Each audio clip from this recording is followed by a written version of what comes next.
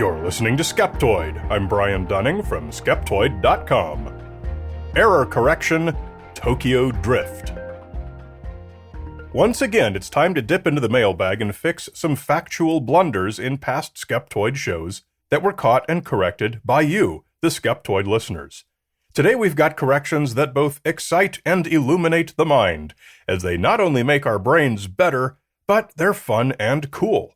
We're going to fix our episodes on Hollow Earth theory, on the Aaron Brockovich case, weather satellites and 5G internet, the makeup of the core of the Earth, massacres during pandemics, a tidbit on the Mary Celeste, and, to round out the field, what episode would be complete without a discussion of ninjas?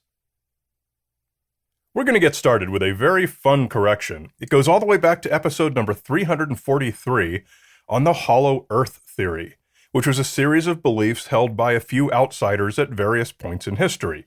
There were a number of models espoused by various believers, but one of the most common held that the outer surface of the Earth, where we all live, is just as it actually is in reality, but that the Earth is a hollow shell, and there's a whole other civilization living on that inside convex surface.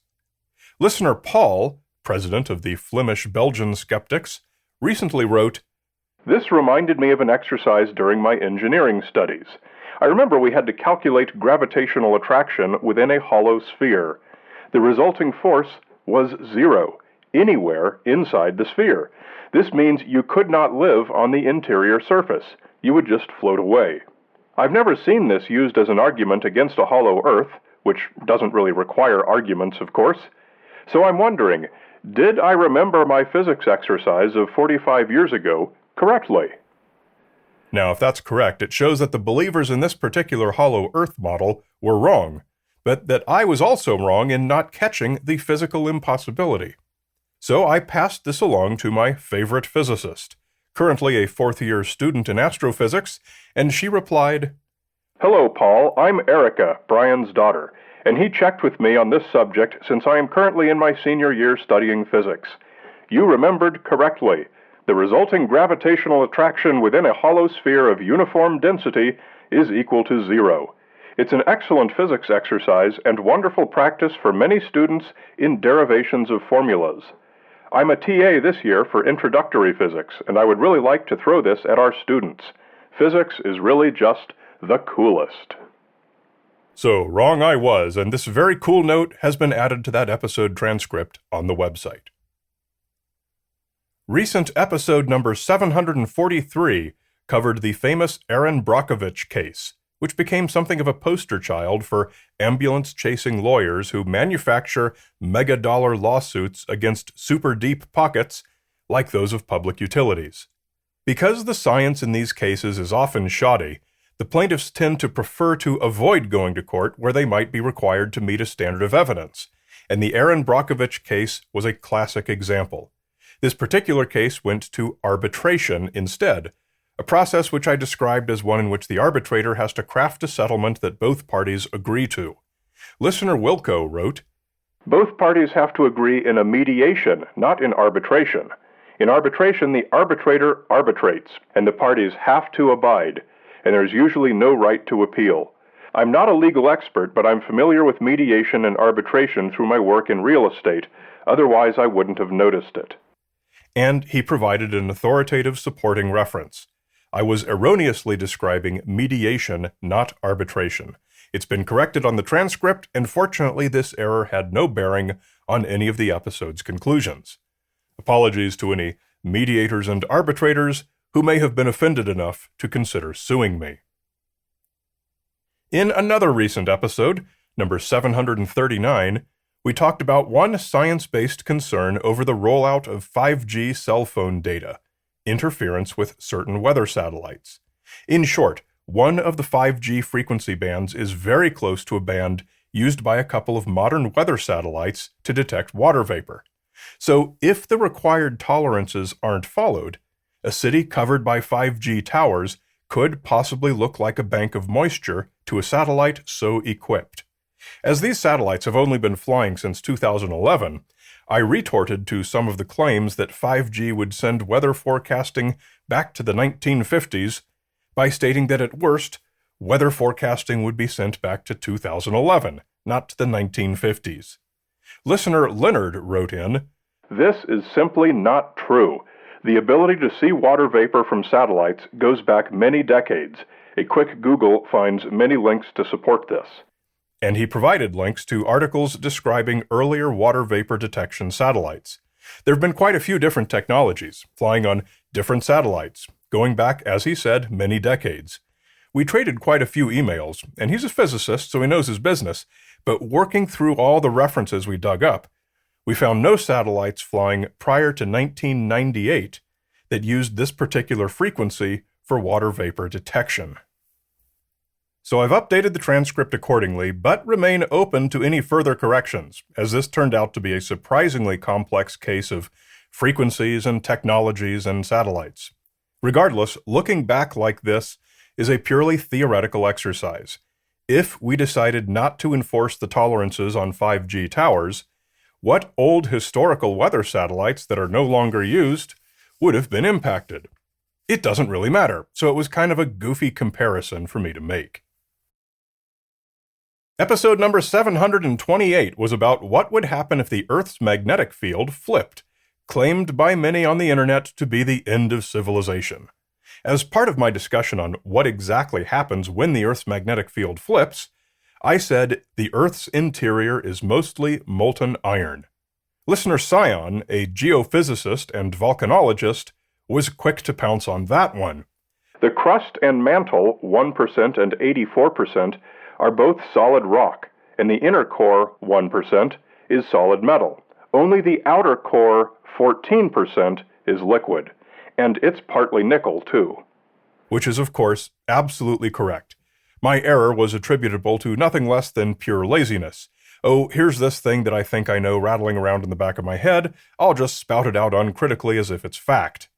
My son Andrew, a geologist, also rained hellfire upon me when he heard that, but Scion beat him to the punch, so his is the correction I give today. The transcript has been corrected accordingly. In episode number 722 on pandemic-related conspiracy theories, we talked about some of the horrible massacres that have taken place throughout history whenever there's been a pandemic. Some group always blames some other group, Jews more often than not, and has sometimes massacred them in retaliation for the pandemic. In the episode, I listed a bunch of massacres of Jews, including one called the Flanders Massacre, and gave the years 1348 and 1349 as the time they happened, which was during the Black Death. Listener Bruno wrote in, "Concerning the Flanders Massacre, do you have a source? Mostly the Flanders massacres used for the trouncing French knights got from Flemish peasants and porters, but that was in 1302. There is a Brussels massacre. Brussels was at that point not in Flanders, but that one was from 1370. Maybe that is the one you meant?" Bruno is correct. The Flanders Massacre is a name given to an unrelated event. There was a massacre of Jews in Flanders during the Black Death in 1349, but it is, so far as I could find, not a specifically named event. My error and the transcript has been clarified. It often gives me a moment of pause when I come across something like this. Historical massacres of Jews were so common that we get their names and years confused. Now we're going to go way, way back to episode number 289 about the Mary Celeste, the ship that was found sailing all by itself with no crew aboard back in 1872. I'll cut to the chase as the explanation is a bit long, but the mystery had to do with its cargo of alcohol, stored in barrels made of white oak, except for 9, which were accidentally in red oak. Catch the episode if you want the full details. One of my primary sources for the episode stated that the cargo was grain alcohol, which was being imported to Genoa for the purpose of fortifying cheap Italian wine. Listener Philip wrote, "It probably has no bearing on the mystery, but the cargo was denatured alcohol." No way, I thought, as the records are pretty thoroughly documented. This episode was 9 years ago, so I had to go back to whatever references I listed for the episode, and in not one of them could I find a reference to grain alcohol. So I started over and went to Wikipedia in order to get some links to some of the latest and greatest authoritative references on the Mary Celeste. And guess what?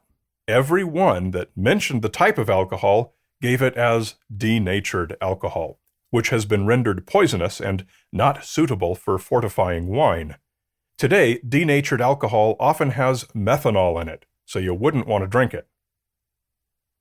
Without being able to verify whatever my original primary reference was, and without being able to say what passed for denatured alcohol in 1872, I'm not prepared to say for sure that my original primary source was wrong and that the cargo was not for fortifying Italian wine.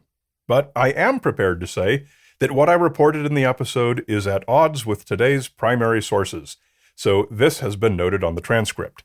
If you have additional information that can clear this up, please send it my way.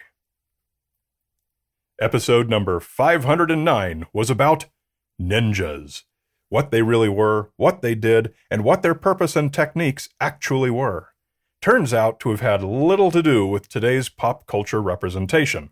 I used their depiction in the 1967 James Bond movie You Only Live Twice as a major influence on today's pop culture version of ninjas, almost every detail of which is wrong. I said, "Everything about the ninja depicted in this scene is accurate, except for a few details. Real ninja didn't wear black, they didn't fight in open battle, they didn't work in large teams, they weren't trained in any special fighting techniques, and they weren't called ninja. Other than that, it was spot on." Well, listener Richard caught me in an error. Although virtually every other ninja on television or in the movies wore black, the ones in You Only Live Twice wore gray. In You Only Live Twice, the ninjas wear gray. The rest is as realistic as any Bond movie. For example, the cast are bipedal. And as always, the transcript has been updated with the correction. One final quick one. In episode number 693, on the age of the Great Sphinx in Egypt, I mentioned alternative historian Graham Hancock and incorrectly identified him as an ancient alien theorist. Several of my colleagues pointed out to me that Hancock's pseudoscientific ideas of an ancient advanced civilization do not include any alien origin, and that he's more accurately described as an ancient advanced civilization theorist, or alternative Atlantis theorist. My apologies to Mr. Hancock, and the correction has been noted on the transcript page. So, listeners, keep those corrections coming. No matter how hard I work at making Skeptoid as accurate as it can be, there's always that conflict between the point of diminishing returns and the need to meet a weekly production schedule. So I'll always get something wrong, and all I can do is hope that it's something pretty minor. Your corrections are what keep the show as factual as it can be. Just come to skeptoid.com/corrections with any errors you find.